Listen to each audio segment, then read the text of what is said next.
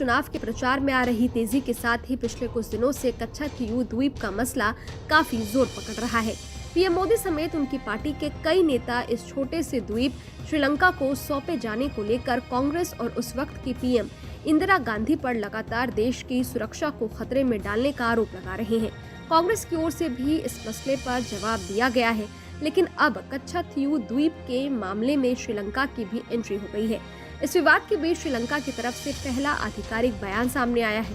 श्रीलंका के विदेश मंत्री अली साबरी ने बुधवार को कहा, ये मुद्दा 50 साल पहले सुलझा लिया गया था, इसे दोबारा उठाने की कोई जरूरत नहीं है। इफ्तार पार्टी के दौरान एक सवाल के जवाब में साबरी ने कहा, कच्छाथीयू पर कोई विवाद नहीं है, भारत में सिर्फ राजनीतिक बहस चल रही है कि इसके लिए कौन जिम्मेदार है, लेकिन इस पर अधिकार को लेकर कोई बात नहीं हुई है। मीडिया रिपोर्ट्स के मुताबिक भारत में 2018 से 20 के दौरान श्रीलंका के हाई कमिश्नर रहे ऑस्टिन फेर्नांडो ने कहा है कि भारत में अभी भले ही सिर्फ वोट हासिल करने के लिए कच्छाथीयू का मुद्दा उठाया गया है, लेकिन चुनाव होने के बाद भारत सरकार के लिए इससे पीछे हटना मुश्किल हो जाएगा। इनका कहना है कि अगर भारत सरकार ने श्रीलंका की समुद्री सीमा पार की तो इसे हमारी संप्रभुता के उल्लंघन के तौर पर देखा जाएगा। अगर पाकिस्तान गोवा के पास समुद्र के रास्ते घुसपैठ करेगा तो क्या भारत इसे बर्दाश्त करेगा? अगर बांग्लादेश ऐसा ही कुछ बंगाल की खाड़ी में करता है तो भारत की क्या प्रतिक्रिया होगी?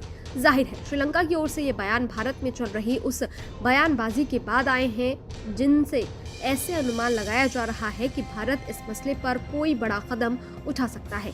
दरअसल कच्छाथीयू द्वीप एक ऐसा इलाका है जहां रहता तो भले ही कोई नहीं है, लेकिन वो दोनों के मुल्कों यानी भारत श्रीलंका के बीच कई दशकों से एक बड़ा मसला रहा है।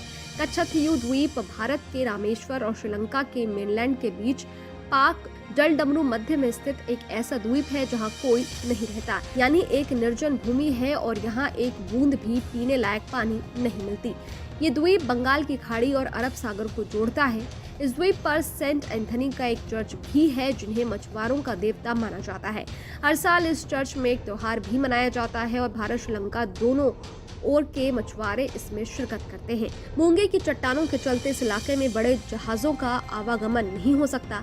माना जाता है कि 14वीं शताब्दी में एक ज्वालामुखी विस्फोट के बाद इस द्वीप का निर्माण हुआ था। इस द्वीप को लेकर भारत और श्रीलंका के बीच का विवाद भी काफी पुराना है। ब्रिटिश राज के वक्त भारत और श्रीलंका दोनों के मछुआरे इस द्वीप के इर्द गिर्द मछलियां पकड़ा करते थे। ये द्वीप रामानाथपुरम के राजा के अधिकार में हुआ था और बाद में भारत में अंग्रेजों का राज स्थापित होने के बाद मद्रास प्रेसिडेंसी के अधीन हो गया। आजादी के बाद भी दोनों देशों के बीच इस द्वीप के मालिकाना हक को लेकर कोई फैसला नहीं हो सका। 1970 के दशक में जब भारत और श्रीलंका के बीच समुद्री सीमा के निर्धारण को लेकर वार्ता शुरू हुई, तब 1974 से 46 में दोनों देशों के बीच फाइनल समझौता हुआ।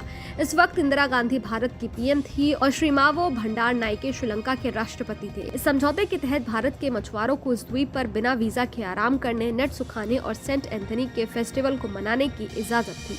बहरहाल अब देखना होगा कि ये मसला महज चुनावी मुद्दा ही रहता है या फिर चुनाव के बाद नई सरकार इस पर कोई नया फैसला लेती है। आपको क्या लगता है? कमेंट बॉक्स में जरूर बताइएगा। देखते रहिए न्यूज़ नेशन डिजिटल। शुक्रिया।